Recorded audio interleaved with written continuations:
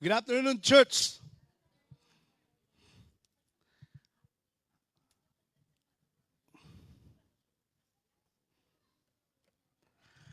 After resting for a while, for almost 3 months, I am back today to preach on our series called The Unstoppable Christmas. Honestly, church, I have told this to my wife 2 to 3 weeks ago that I'm already missing preaching here. And praise God for the opportunity today. And if you have your Bible, or maybe go to your Bible app, please open it to Luke chapter 2, verse 1 to 7, New Living Translation.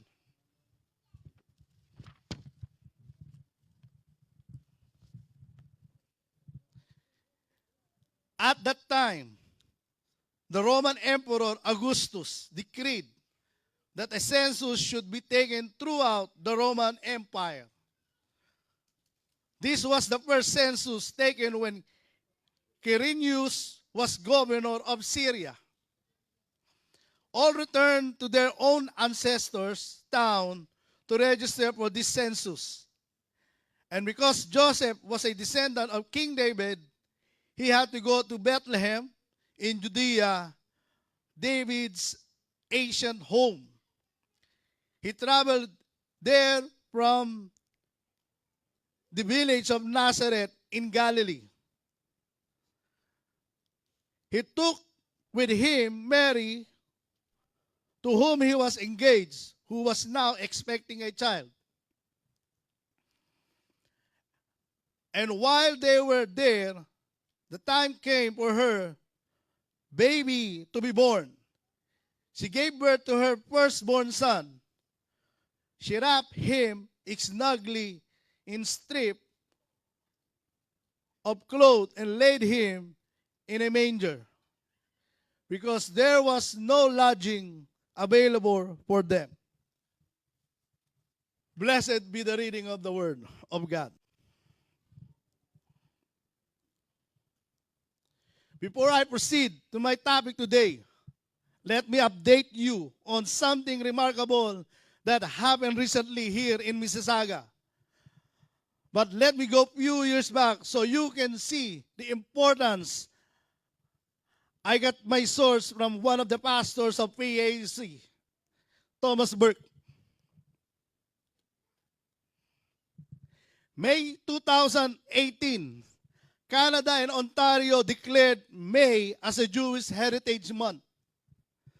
November 2017, Ontario declared November as a Hindu Heritage Month.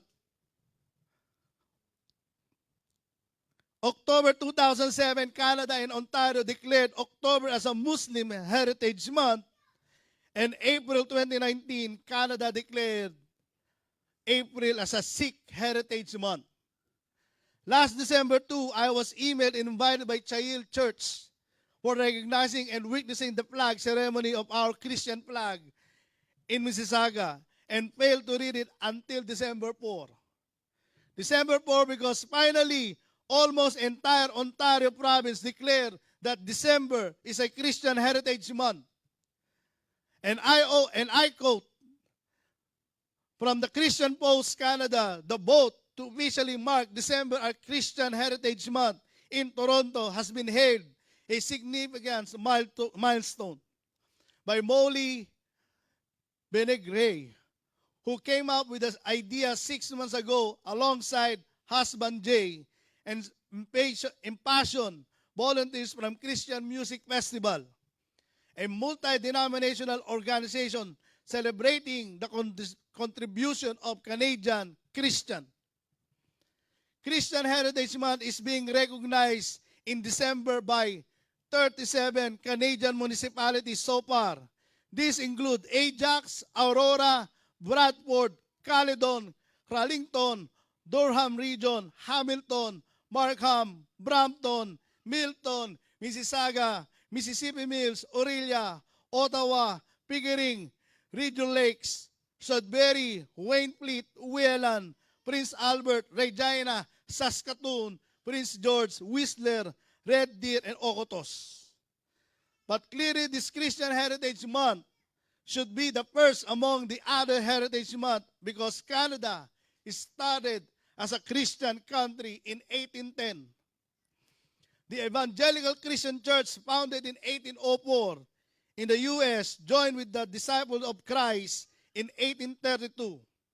The first Canadian Evangelical Christian Church was formed in 1810 near in Charlottetown, Prince Edward Island. While the French colonization beginning in 17th century established a Roman Catholic Francophone population in New France, especially in Acadia and Lower Canada, now known as Nova Scotia, New Brunswick, and Quebec. British colonization brought waves of Anglican and the other Protestant churches to Upper Canada, now Ontario. Then PAOC, as a denomination of Christianity, is the largest evangelical church in Canada, founded in 1919, where we belong as Western Ontario District. So Christianity is in Canada much greater than in all of these altogether. Not the word of people, but the real history and heritage of years in Canada and all the land become Canada. See this church. This is the true history of evangelical Christianity in Canada. And being part of evangelical Christianity as a Pentecostal, nothing gonna stop us now in preaching the gospel or sharing the gospel. Now that December declared as Christian Heritage Month, you can greet them Merry Christmas now, not just a happy holiday. Amen? Hallelujah. Kailangan nyo po malaman to. You need to know this. Because we are here in Canada. And you know, you need to know what's going on in Canada. Because we are running up time. We are running up time. We need to double time to share the gospel. Because a lot of people dying every day not knowing Christ. In 100%, 80%, a lot of people die every day. So we need to double time. Now, in Luke chapter 2, verse 1 to 7, Luke's story about Jesus' birth emphasizes three things. First, Luke showed the political situation that time by mentioning about the command or decree of Augustus, the Roman emperor, regarding about the census in the entire Roman Empire, to explain why Jesus was born in Bethlehem. Verse 3 and 4 said, all returned to their own ancestral towns to register for this census. And because Joseph was descendant of King David, he had to go to Bethlehem in Judea, David ancient. And by this event, Jesus' birth became part of the world history and anticipated his worldwide impact. That's why we are celebrating Christmas this month. That's why this is our Christian Heritage Month. Second, in verse 4, again, Luke connected Bethlehem with David in order to show that Jesus is the Messiah. Finally, Luke presented Jesus' humble beginnings as a Messiah by introducing Jesus' identification with the poor and his rejection before his birth. Verse 6 to 7. And while they were there, the time came for her baby to be born. She gave birth to her firstborn son. She wrapped him snugly in a strip of clothes and laid him in a manger because there was no lodging available for them. By this experience, Mary and Joseph, before Jesus' birth, I entitled my topic today with this: nothing's gonna stop us now. Ayos ba? Pasok.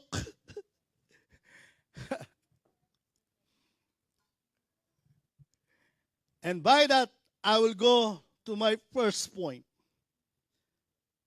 circumstances will try to distract us, or you, or me. Verse 1 to 3. And that time, Roman Emperor Augustus decreed that a census should be taken throughout the Roman Empire. This was the first census taken when Quirinius was governor of Syria. All returned to their own ancestral towns to register for this census. I have a question to you, church.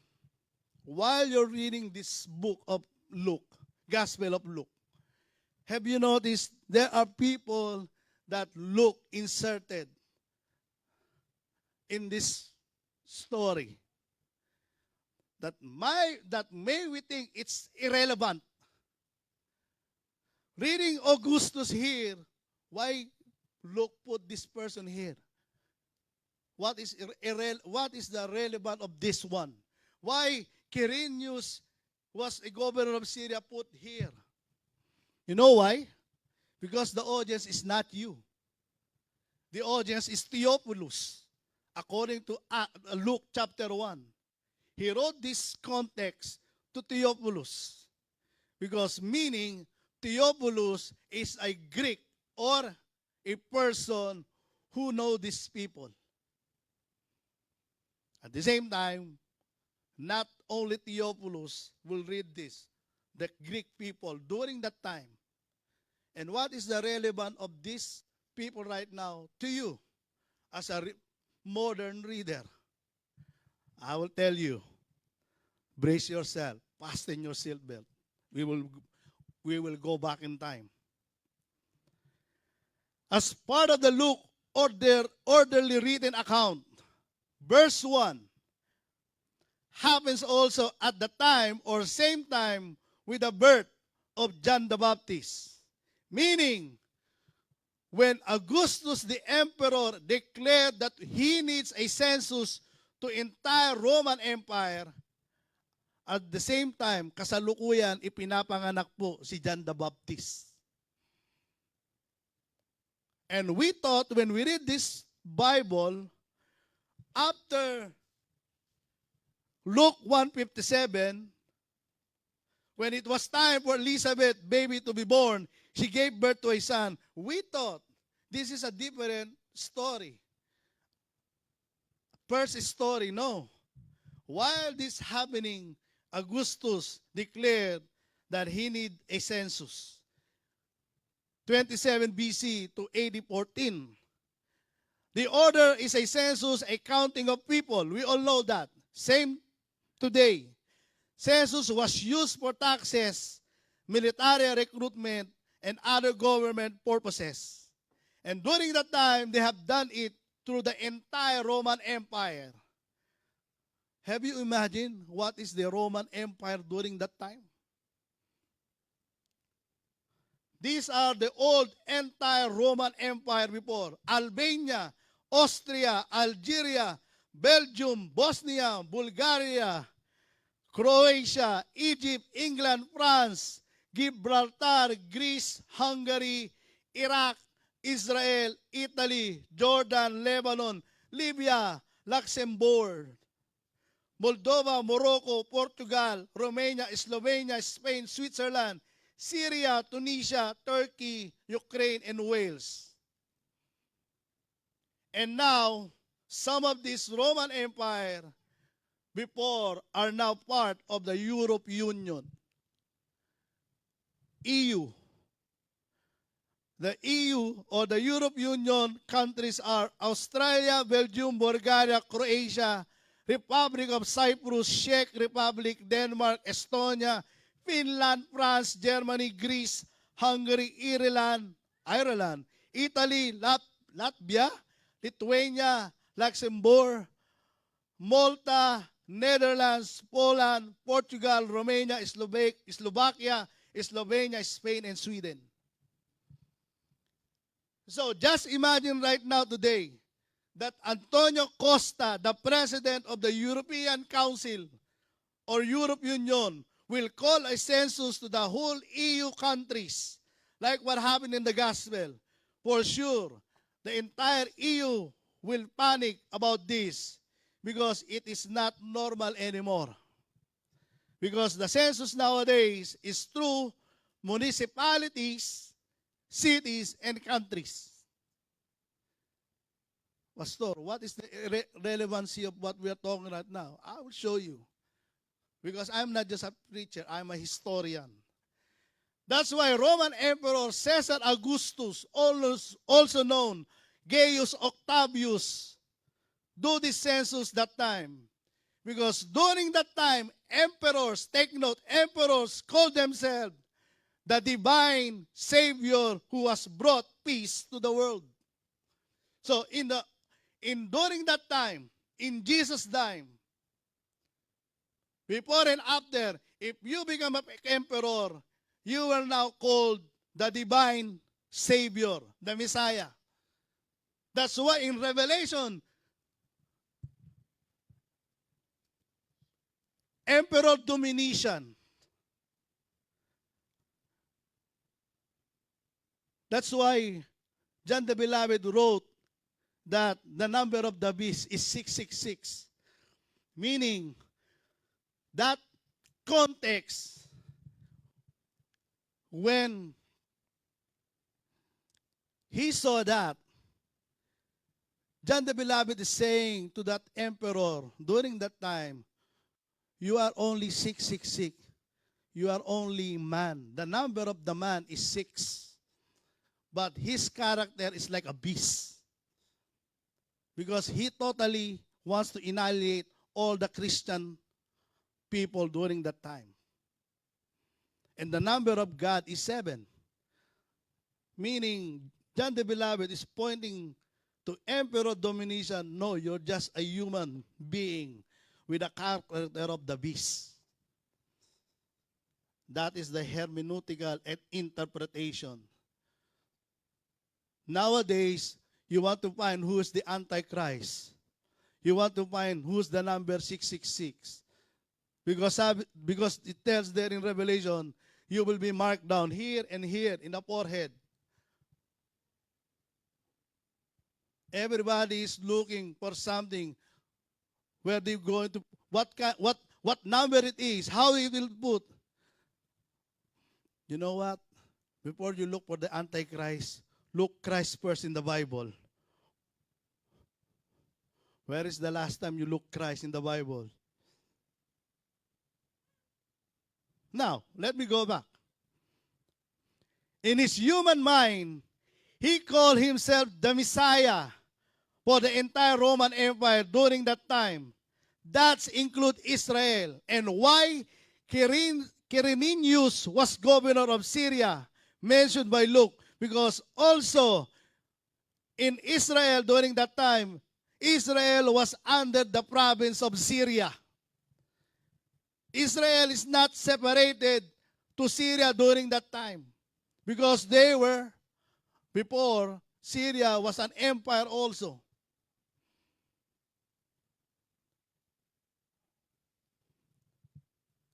And Israel was abducted by Syria. And their governor is Quirinius. For example, let me go back to the history of the Philippines. If we count all the governor general in the Philippines, there is not only, how many, pang ilang presidente po si Ferdinand Marcos? 15? 16? 15? So if you count all the governor general from Spain, we have a lot of governor generals before we have a Republic of the Philippines president. Because we are in Spain during that time. Same thing with Israel. Now, you see the pattern? So, that's why Luke mentioned it. Because during that time, it is very important to Theophilus. Now, what is the relevance of this to you? I will tell you. That's why Luke included this in his writing. Listen to this. That time about Roman Emperor Caesar Augustus, because as they, Theophilus or the Greeks, read it continually, or as we read it today, the entire story, it will reveal also the true identity of the true Messiah. So meaning, he is showing that Augustus, the emperor, he is the Messiah. But later on, Luke showed that the true Messiah is Jesus Christ. Nakuha niyo yung pattern? Kinuwento niya yung emperor kasi recognize ng mga nagbabasa siya ang Messiah. Pero later on, pinakita ni Luke na hindi siya ang Messiah. Itong ipinanganak. Kaya yung nakalagay sa dumuktong ang verse 8 to 20. Ang sarap mag-aaral ng Bible. Verse 8 to 20. From the context what we are reading. That night, there was shepherds in the fields nearby guarding their flocks of sheep. Suddenly, an angel of the Lord appeared among them, and the radiance of the Lord's glory surrounded them. They were terrified, but the angel reassured them. Don't be afraid, he said. I bring you good news that will bring great joy to all people. The Savior, yes, the Messiah, the Lord, has been born today in Bethlehem, the city of David, and you will recognize him by this sign. You will find baby wrapped snugly in a strip of cloth, lying in the manger. Suddenly, the angel was joined by vast hosts of others, the armies of heaven, praising God, saying, Glory to God in the highest heaven and peace on earth. Those with whom God is pleased. See? From the start of showing who is the emperor, later on, Luke showed who is the true Messiah according to the context. Kaya mga kapatid, hindi lang pag kayo nagbasa ng Bible, basa kayo ng basa. Bakit sino to? Bakit? Hindi ko naman kilala to. Bakit dinamay ito ni Luke? When you read something in the Bible and someone was name mentioned in the Bible, it plays an important role in the story. For example, you see Genesis playing the bass here. Danny playing the bass here. Oh, si Danny, anak ni Joy. Or example, two boys are running here. Oh, Seth Villanueva, anak ni Jebby. Seth Ballesteros, anak ni Loruel. Di ba? James and John, the son of Zebedee. Meaning it played an important role in the Bible. So that's why I don't read the Bible like a comics. Tulog na ako kasi nabasa ko na. Naintindihan mo? Hindi. Pinasa ko lang, pampatulog. Marami sa atin binabasa ang Bible, pampatulog eh. Pero pag nanonood ng Netflix, hindi makatulog. Nanonood ng Netflix, talagang nakatutok pa eh. Pag nagbasa ng Bible, hinaantok na ako, bukas na naman, Lord. Buti pa si Netflix, hindi tinulugan. Si Bible, oo. Tapos yung amen, bukas pa. Amen, Lord. This verse indicates Mary and Joseph are participating in the first registration under the rule of Augustus, the Roman emperor. The decree went out, and according to verse 3, people went to their ancestral hometowns to be recorded like Mary and Joseph with verse 4 and 5. But the formal registration itself did not happen until later when Quirinius became the governor of Syria. And according to the history, that might have been a delay partly caused by the death of King Herod the Great. So, there is a decree, but they waited during the time of Quirinius become a governor. But another delay happened because King Herod the Great, who wants to kill Jesus as a baby, died. Matthew 2, verse 19 to 23. When Herod died, an angel of the Lord appeared in a dream to Joseph in Egypt. Get up. The angel said, take the child and his mother back to the land of Israel, because those who were trying to kill the child are dead. So Joseph got up and returned to the land of Israel with Jesus and his mother. But when he learned that the new ruler of Judea was Herod's son Archelaus, he was afraid to go there. Then after being warned in a dream, he left for a region of Galilee. So the family went and lived in a town called Nazareth. This fulfilled what the prophet had said. He will be called Nazarene. That's why Jesus was called Jesus of Nazareth, because he was raised in that place. That's why Jesus is not called Jesus the Bethlehem. Are you learning something today, church? But why am I saying this? This is history, right? You know why? Because instead of resting in Galilee with Joseph during Mary's pregnancy, circumstances hit them by this degree about the census. That's why they traveled from Galilee to Bethlehem.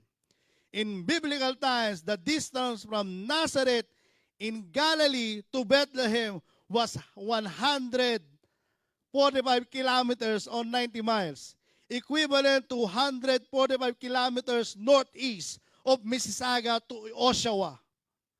Then during that time, wala pa po silang Honda Pilot. During that time, wala pa pong Nissan Rogue. During that time, wala pa pong Qashqai. I don't know kung ano po yung mga sasakyan nyo. Yun na yun. Honda CR-V. Then, during that time, their journey was difficult and would have taken several days. Not only 45 minutes. The route from Nazareth to Bethlehem would have involved traveling south along the Jordan River, then west over hills of Jerusalem. The journey would have been dangerous, with possibility of encountering wild animals and thieves. So, church, in verse 3 to 5, we read here that they have traveled for the census, and that it's not easy for Mary and Joseph to travel during that time because it will endanger her pregnancy, possibility of miscarriage. Malaglag po yung bata.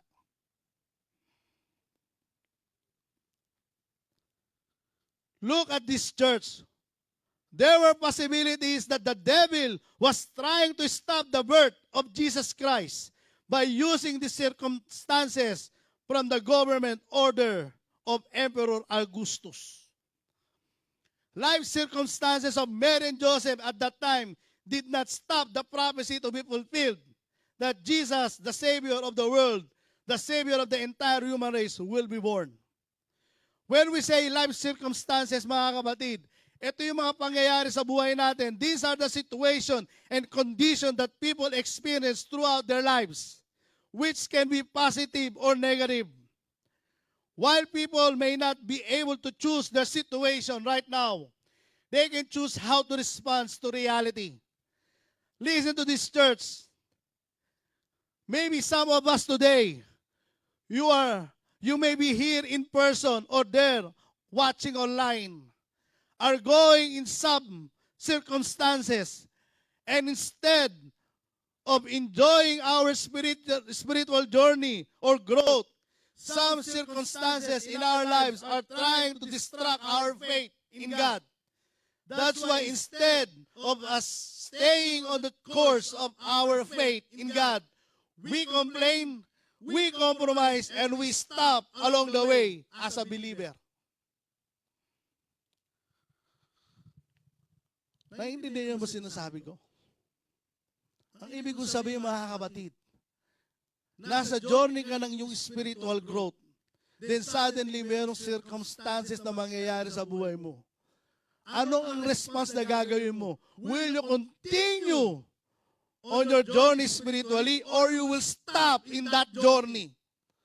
Because these circumstances are distracting you.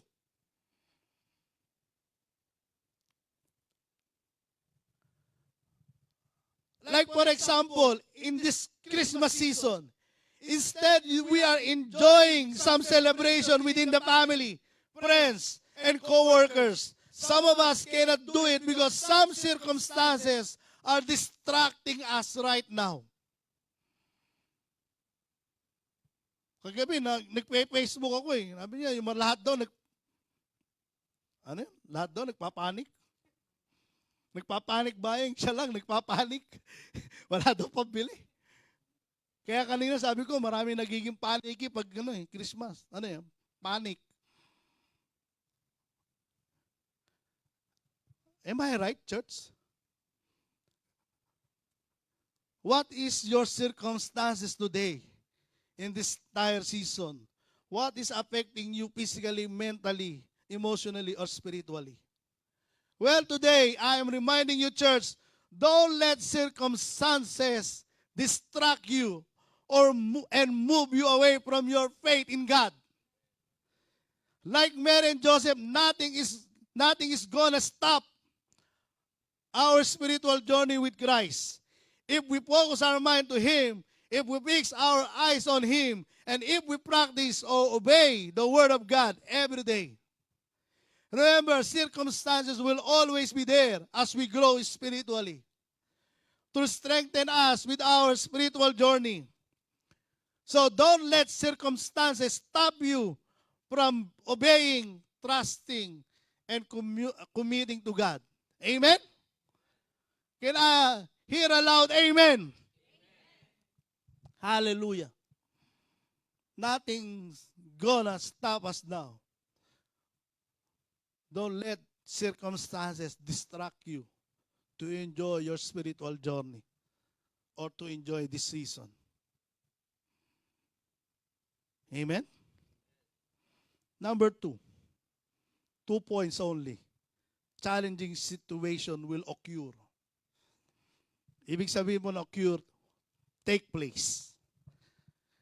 Verses 6 to 7, and while they were there, the time came for her baby to be born. She gave birth to her firstborn son. She wrapped him snugly in strip of clothes and laid him in a manger because there was no lodging available for them. New Living Translation.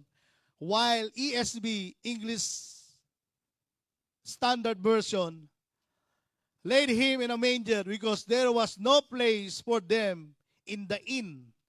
I-N-N, inn. Okay? So wala daw silang mapuntahang pagpapahingan. Kaya napunta sa manger. Despite the unusual circumstances, Mary and Joseph arrived in Joseph's ancestral hometown, Bethlehem. They came in obedience to a government order while Mary is very near to giving birth. Another challenging situation occurred or happened here because they might not have no place to go during that time. Perhaps the place was so crowded already, that's why Mary and Joseph end up in a manger. Remember, because of a government order, everyone went back to their hometown, state, in verse 3. The term translated in some English translation is a Greek kataluma, literally translated as a guest room. The most likely scenario is that Mary and Joseph arrived in Bethlehem, and whatever home or lodging they had arranged, there would have been other traveler or traveling families there as well for census and registration. That's why they end up in a manger. Maybe somebody offered them this for a night to stay. But a place suitable for sleeping is not necessarily suited for delivering a baby. That's why it is very challenging situation for them that time. And take note, a manger is a feeding trough or feeding area for animals. By the way, in their culture, the mangers were originally made of stone, not wooden cradle or baby crib. Di ba? Usually, nakikita nating manger yung kahoy na nilagyan ng mga damo. Hindi po yun ang original na manger sa kanila. Stone, bato.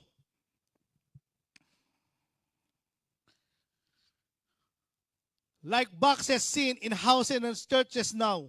Hindi po ganon ang manger. Under circumstances, a manger will filled with hay or straw or little grass would have been safe, convenient place to rest a newborn while the mother recovered for childbirth. To put swaddle or snugly stripped clothes to wrap tightly, something mothers often to do to make newborns comfortable.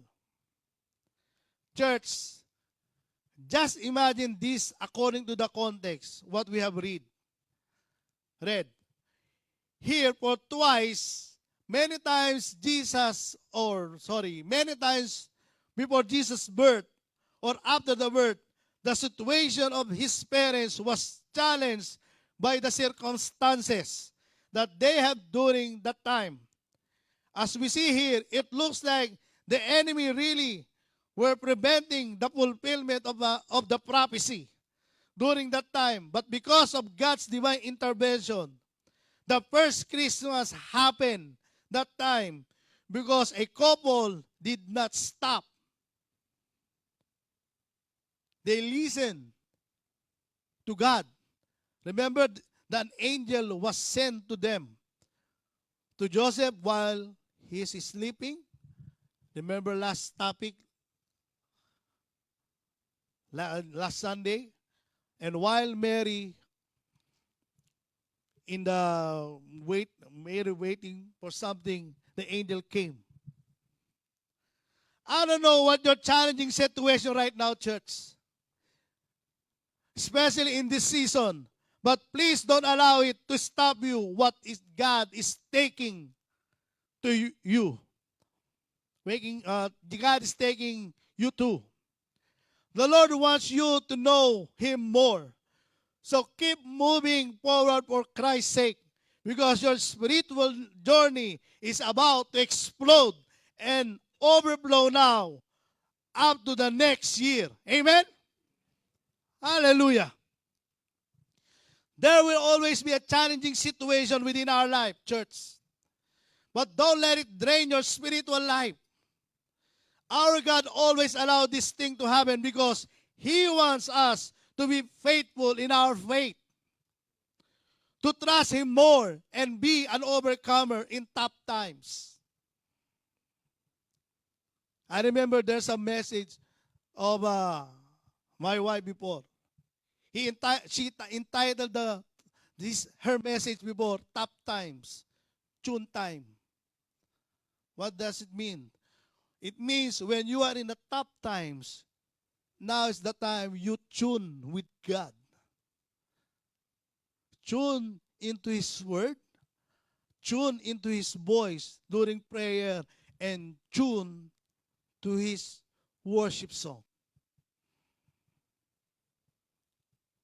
When it comes on tuning in prayer, don't talk too much. Because prayer is a two-way communication too. You are not only one speaking. And when you speak, make it only 10%. Because the 90% should be the voice of the Lord speaking through you through prayers.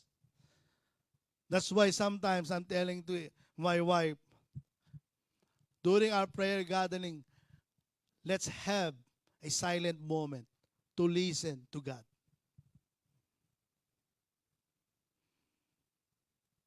But some of you they close their Zoom.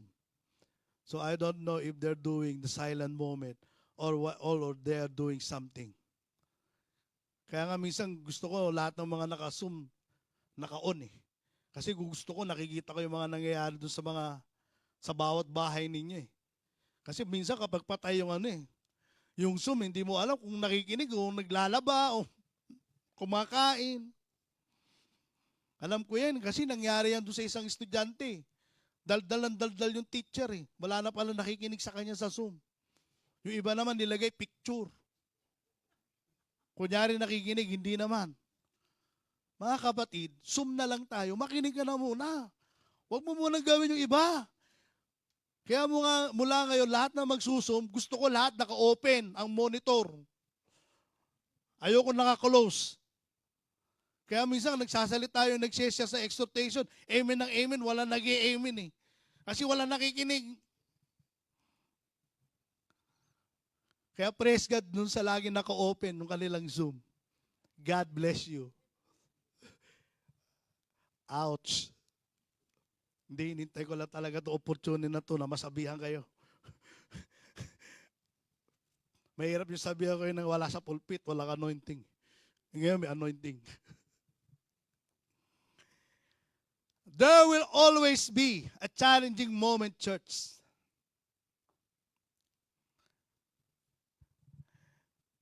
Because we can't do this in our own, so we need to stay in God.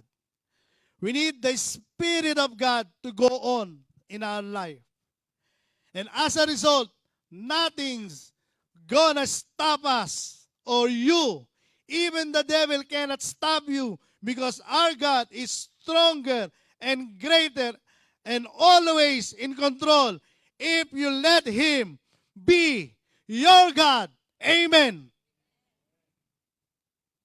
You know, church, if I tell you my story about all the circumstances, all the challenging situations that happens to my life, oh my goodness. 45 minutes preaching is too short. Maybe you will say, how he stayed as a pastor there. I don't know. Let me give you an example. During that time, Reverend Pastor Joel Espiridiglossi is not yet a regional director. There is another regional director who gave me a credential. It's Reverend Tom Quinn. What is the name of his wife? Kathy. The wife of Tom Quinn, named Kathy, talked to us. And during that time, we are starting the ministry. We are not here. We're not here yet. We are in the Cine Stars, number 1. And they asked us, how's the church? How's the ministry? And we told them that we have Connectors group during that time. We have prayer gathering and we have Sunday service, plus their discipleship Saturday.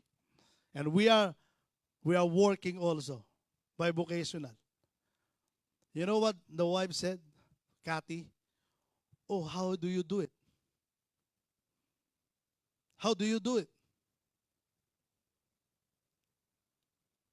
That's why we said, by the grace of God. Plus, problem will happen. Diba?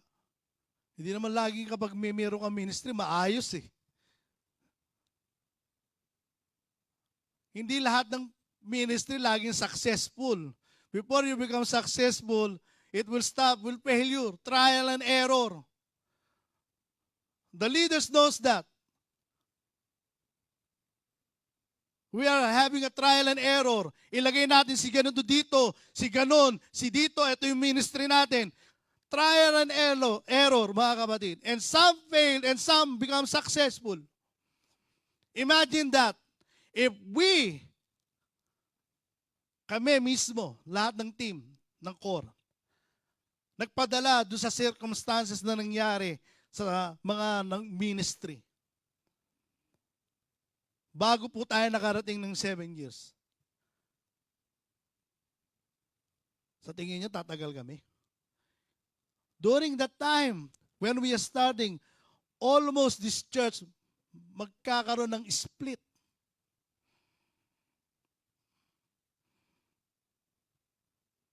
Because some people, we don't know, already talking to someone, bahay-bahay, sinisiraan kami. And the only response we said is this: you know us. You know us better than them. And you be the judge. Kasi ganito yung church eh. Nagkukwento sila ng mali sa amin, then magkukwento rin ako ng mali. Kung ano yung experience namin. Ang dating kasi, pagtatakpan namin yung sarili namin, na kami ang tama, tapos sasabihin nung nakikinig, ba't nangangatwiran? Baka guilty. Pag tumahimik ka naman, ba't hindi nangangatwiran? Baka guilty. So kahit saan kami lumugar ng asawa ko, magsalita kami, hindi kami magsalita, guilty kami. Ano mas maganda? Sabi sa Bible, less talk, less mistake. Hindi tumahimik na lang kami, si Lord ang nagtanggol.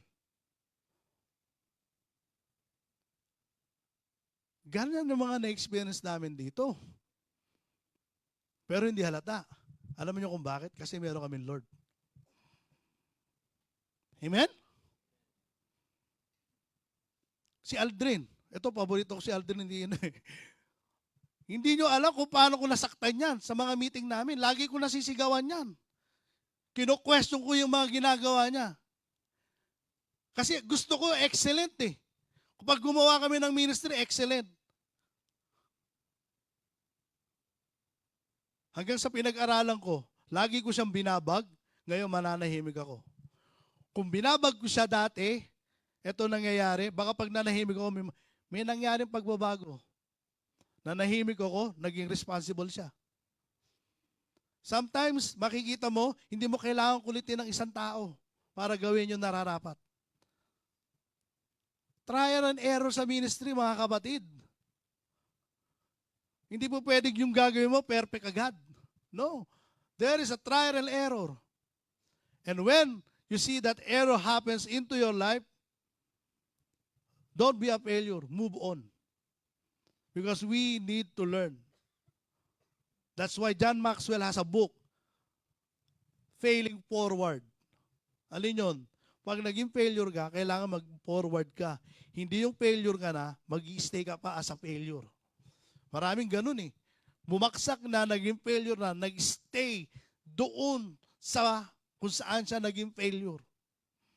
Kaya nga mas mabuti pa ang palitaw, lumilitaw. Pero ang Kristiyano lumubog. May Kristiyanong pababa ng pababa. Di ba? Come on, church. You know what I'm saying? Especially in the kind of season like this, marami na nagpapanik. Ano regalo? Huwag niyong intindihin yung regalo niyo. Ang intindihin ninyo, you will survive in this season like this. Because beside Christmas was true for 3 reasons. Christmas is for the Savior. Second, Christmas is for the saint, sa inyong lahat.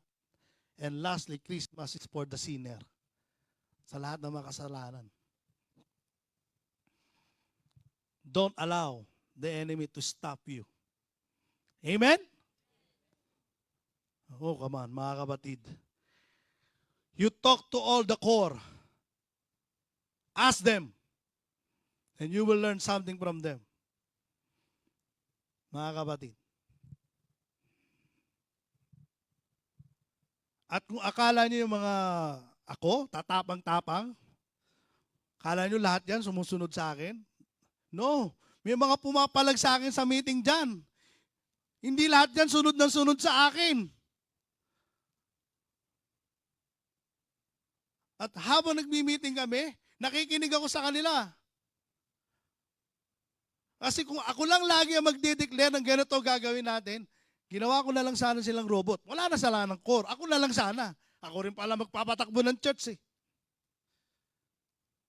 Buti na lang may core. Hindi lahat ng gusto ko nangyayari. Kasi alam nila kung ano yung nararapat gawin.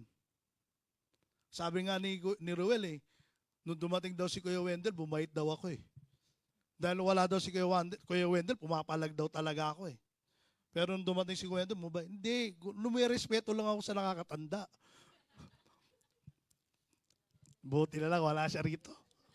Nanonood ba? So, I love you, Kuya Wendell.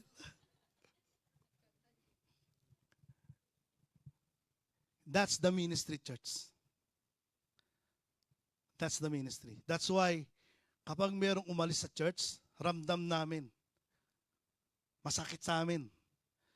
Pero pag nadagdagan, maligaya kami. Ramdam din namin. Because we are the heart of this ministry. Although God is the chief shepherd, but this ministry entrusted to us so that we can grow more spiritually. I salute all the core team and I salute all the people who are still here.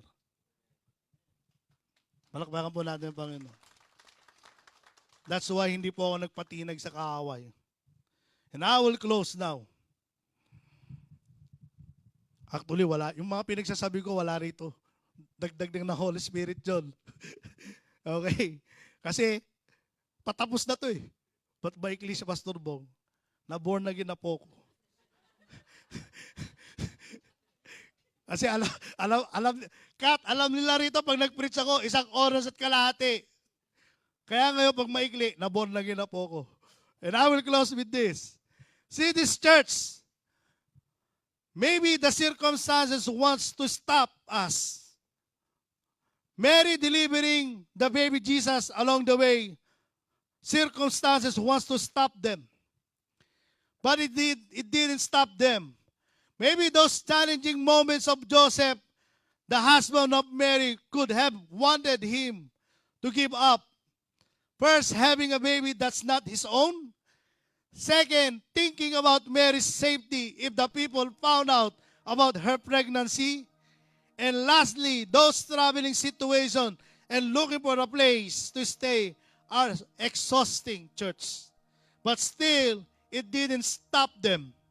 They moved on. They continued on. That's why we are celebrating Christmas every December 25. Why? Because Joseph knows his God. Do you know your God? Who spoke to him in his dream through an angel. That what is conceived in Mary's womb is from the Holy Spirit. And will call Jesus because he will save his people from their sin. Matthew 18:20 to 21. That's why, church, I'm encouraging you today. Nothing will gonna stop you if you're in Christ. Nothing is gonna stop us now because the Holy Spirit will work with you and through you. Amen?